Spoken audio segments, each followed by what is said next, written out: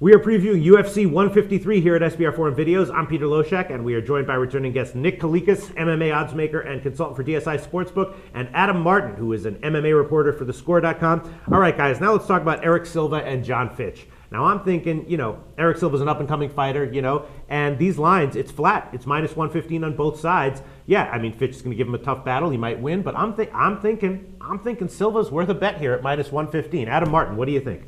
Yeah, definitely. I agree with you. I have Erick Silva winning this fight. And when the fight was first announced, I was like, wow, this is a really interesting matchup, But over time, I've just, really swung towards Erick Silva. I mean, Jon Fitch has about 12 seconds of cage time in like the last 18 months. He's been injured and he's on the downside of his career, whereas Erick Silva is, an up and comer. And in my opinion, this guy's he could definitely win the title in the division. I mean, I bet against him against Charlie Brenneman. I didn't think he'd be able to stop the takedown, man, but he was able to do it. And I had some question marks about his takedown defense, but he answered those. And I mean, this guy's just lethal. He's ran through his opponents in the UFC. He knocked out Luis Ramos in 40 seconds. He would have knocked out Carlo Prater if not for the DQ, and he owned Charlie Brenneman too. So I mean, man, he's probably like my main bet in the card, to be honest with you. Yeah, I think me Eric's too. Gonna a knockout. That's exactly what I thought. All right, so let's go to Nick Kalikas and see what he has to say about these odds. Nick, where'd you open these lines? Well, I opened Fitch the slight favorite. He was around 140, 145. Now, this was a hard line for me to open because Fitch is one of those guys behind George St. Pierre. He is the man at welterweight. I mean, for years he's been the man at welterweight.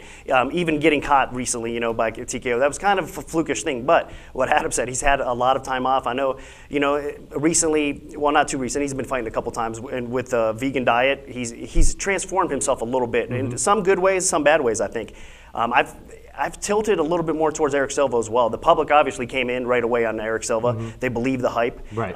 And I was pretty much on the fence with it. Like I said, a good grinder like Jon Fitch. He's very intelligent. You don't have to worry about his fight IQ most times, but you are worried about his chin though. I mean, he's been hit a few times. Sure. He's been caught early, but now we're seeing him with less octagon time. Like you said, it's been so long. He's only had two fights in the last couple of years, so.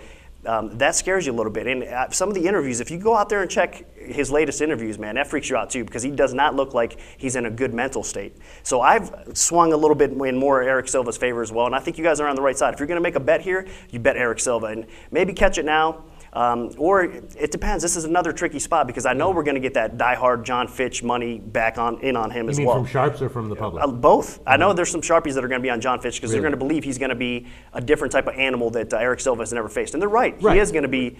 He's above Brenneman's level. I mean, Sure. And I was with actually.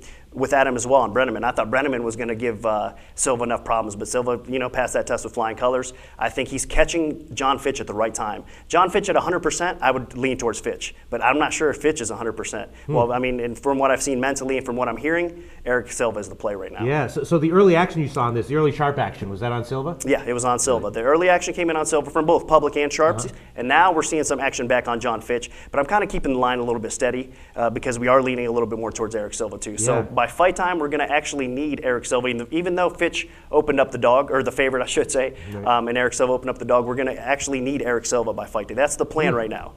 Wow. Yep. So you're going to need Erick Silva. So Adam Martin, what do you think? Do you think we're just buying into hype and we're just like a bunch of idiots who will just eat any hype that you feed us? No, not at all. I mean, Erick Silva's proven 3 times in the octagon. This guy's a killer. He's just destroyed his opponents, and I don't expect anything differently with Jon Fitch. I know Jon Fitch is a tough guy. I know he's a guy that's really hard to bet against, but I mean, Erick Silva, man, like I said, I believe in this guy. I think he's going to win, and I think Erick Silva is going to win by knockout. Yeah, I agree. All right, I'm going to take a little bit of my life savings off of Anderson Silva inside the distance and put a little bit of it on Erick Silva. I'm convinced.